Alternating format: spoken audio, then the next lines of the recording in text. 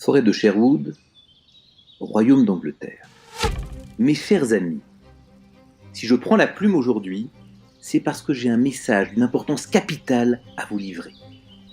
Et il est de mon devoir, en tant que héros émérite depuis presque 9 siècles, de vous le partager prestement. Mais tout d'abord, permettez-moi de confesser ceci. J'ai toujours eu peur de l'argent. Peur d'en avoir. Peur d'en manquer. Peur de le perdre. Peur aussi de ne point le mériter lorsqu'il était trop facile à saisir. Peur surtout qu'il nous pervertisse, moi et les miens. Le temps aidant, j'ai compris la chose suivante. L'argent fait peur, car il n'a pas de visage. Or, il ne nous reflète que trop bien à travers le miroir qu'il nous tend. Je me souviens du prince Jean, Jean sans terre, et de sa cupidité avérée. Je me souviens aussi du bon roi Richard, Richard cœur de lion, et de sa générosité à toute épreuve. Je me souviens de Marianne, la belle Marianne, pour qui j'aurais dépensé tout l'or du monde.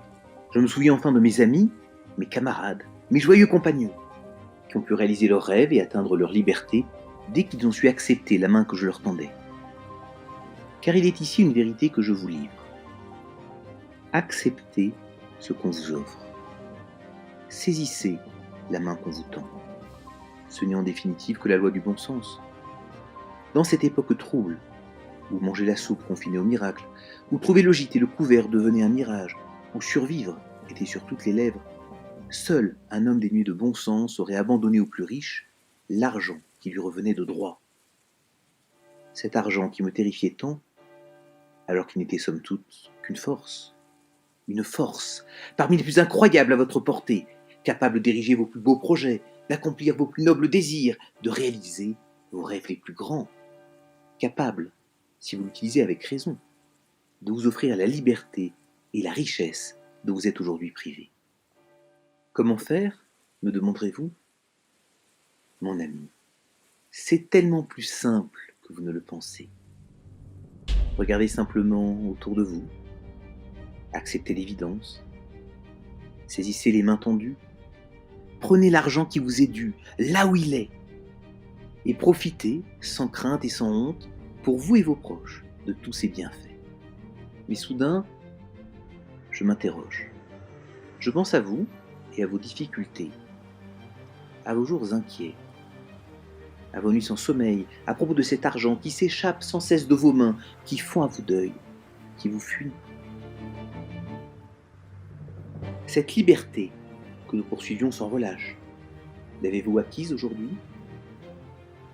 Si vous débordez de rêves sublimes qui vous transportent jour après jour, est-il plus aisé pour vous de les accomplir dans votre quotidien? Là où nous nous battions pour gagner notre modeste pitance, êtes-vous désormais libre de suivre vos passions et de profiter de la vie comme bon vous semble? Là où le vin nous manquait, où nos poches regorgeaient davantage de poussière que d'écus, avez-vous à présent les moyens de construire une vie heureuse, riche et épanouie, à la hauteur de vos espérances? Hélas, mon ami, puisque vous m'avez lu jusqu'ici, je ne le pense pas.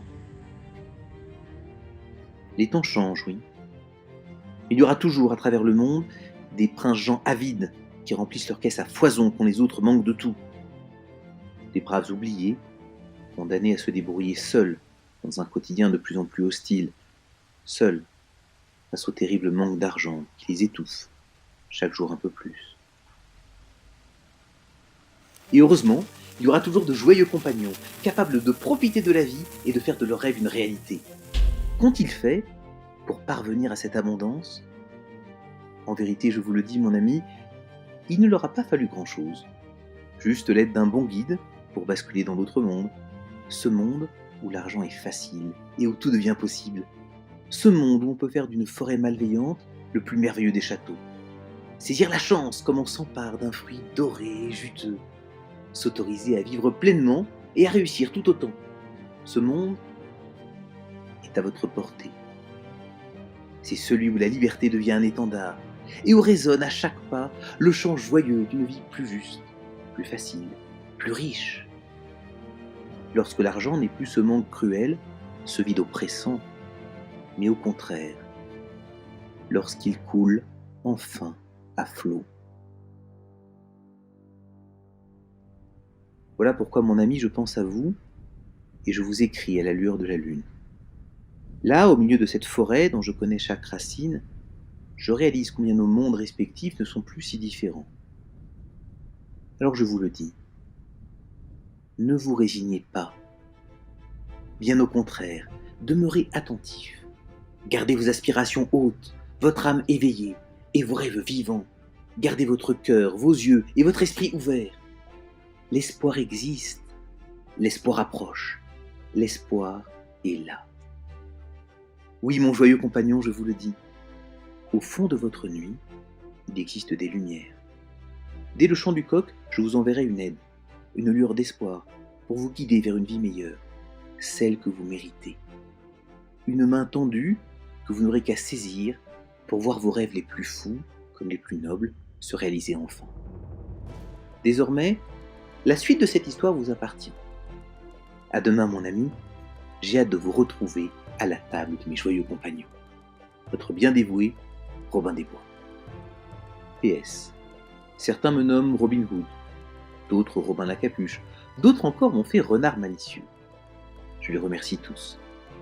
Mais si vous ne deviez retenir qu'une seule chose de moi, souvenez-vous de ceci. Ma légende est la vôtre. Nous sommes tous compagnons. Et ensemble, l'impossible n'existe plus. Le choix est donc entre vos mains pour me rejoindre. Et profitez, comme tant d'autres avant vous, des largesses subtilisées aux élites cupides de ce monde. À ma table, votre part de joie et de richesse vous attend. Il vous suffit de prendre place à mes côtés, parmi les élus qui en profitent déjà aujourd'hui. Comment faire? Je vous l'ai dit, mon ami. Soyez attentifs, gardez l'œil ouvert et le cœur aussi. Saisissez les opportunités quand elles se présentent à vous. L'aide que vous attendez arrive. Je me tiens prêt. Et vous?